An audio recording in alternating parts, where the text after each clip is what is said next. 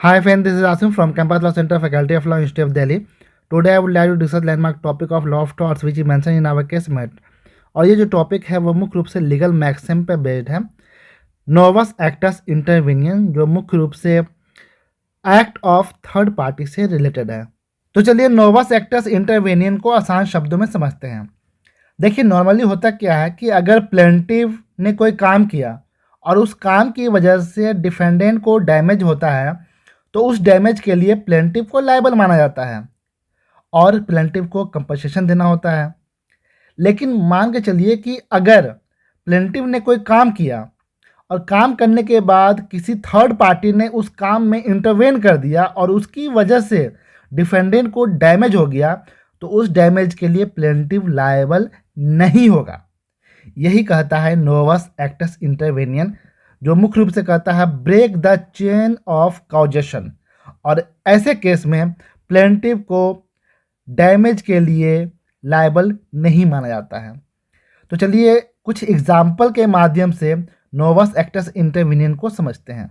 पहला एग्जाम्पल है कि ये जो बंदा ए है वो इस बंदे को गोली मार देता है पैर पे, जिसकी वजह से वो इंजर्ड हो जाता है और एक एम्बुलेंस आती है, उसे ले जाने लगती है हॉस्पिटल, लेकिन रास्ते में ही एम्बुलेंस का एक्सीडेंट हो जाता है और एक्सीडेंट की वजह से इसकी स्पॉट डेथ हो जाती है। तो अब सवाल ये है कि क्या इसकी डेथ की लायबिलिटी इस पर बनेगी या नहीं बनेगी। ये जो बंदा है ए, वो नोवस एक्टस इंटरवेनियन का डिफेंस लेता है और बोलता है कि मैंने तो इस बंदे के सिर्फ पैर पे गोली चलाई थी और पैर पे गोली मारने से किसी की मौत तो होती नहीं है जनरली, इसकी मौत तो इस एम्बुलेंस के एक्सीडेंट की वजह से हुई है।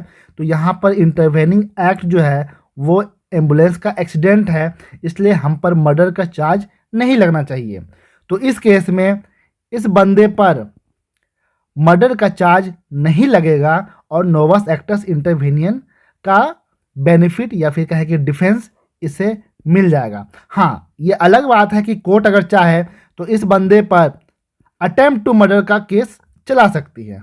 दूसरा एग्जांपल है, एक बंदा है जेड जो अपने घोड़ा गाड़ी को भीड़ भाड़ इलाके में बिना अटेंडेंट के और बिना बांधे हुए छोड़ के चला जाता है, ये सोचते हुए कि इसका घोड़ा जो है वो बहुत शरीफ है, किसी को नुकसान नहीं पहुंचाएगा।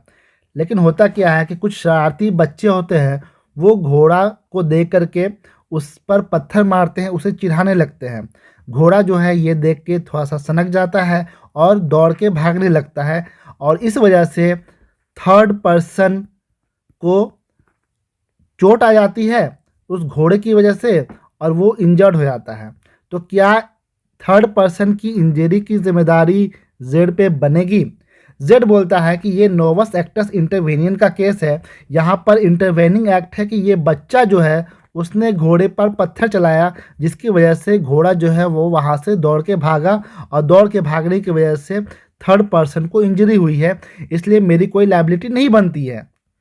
तो यहाँ पे कोर्ट ये कहेगी कि ये भले ही बच्चे ने पत्थर मारा इसलिए वो घोड़ा वहाँ से भागा, लेकिन आपने नेग्लिजेंट बिहेव किया है एक भीड़ भाड़ इलाके में बिना अटेंडेंट के, बिना बांधे हुए घोड़े को अकेला छोड़कर। ये एक फोर्सेबल एक्ट है कि अगर घोड़ा भीड़ भाड़ इलाके में रहेगा तो वहाँ पर शरारती बच्चे भी होंगे और हो सकता है कि शरारती बच्चे जो है वो घोड़ा को परेशान करें और अगर घोड़ा को परेशान करेंगे तो घोड़ा वहाँ से भाग भी सकता है और किसी को नुकसान भी पहुँचा सकता है, और ऐसा ही हुआ।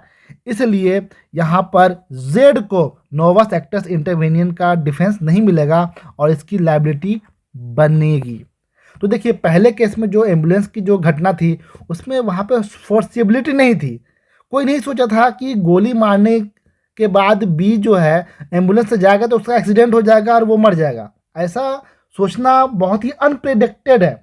लेकिन सेकेंड केस में क्या है कि घोड़ा को अगर आप अनअटेंडेड छोड़ के जाएंगे, बिना बांधे छोड़ के जाएंगे, तो ये प्रेडिक्टेबल है कि हो सकता है कि कोई तीसरा आदमी आकर के उसे उसके साथ छेड़छाड़ करे और घोड़ा वहाँ से भागे तो किसी को चोट लग जाए। तो कोर्ट कहती है कि नोवस एक्टस इंटरवेनियन के लिए प्रेडिक्टेबल थिंग या फिर फोर्सेबल थिंग भी मैटर करता है। तो आई होप कि आपको ये वीडियो इन्फॉर्मेटिव लगा होगा। अगर वीडियो पसंद आए तो प्लीज़ वीडियो को लाइक करें, हमसे जुड़े रहने के लिए हमारे चैनल को सब्सक्राइब करें। और अगर आपको इसका PDF चाहिए तो व्हाट्सएप नंबर कमेंट बॉक्स में भी दिया गया है और डिस्क्रिप्शन में भी दिया गया है, आप मैसेज करके PDF अवेल कर सकते हैं। Thank you so much.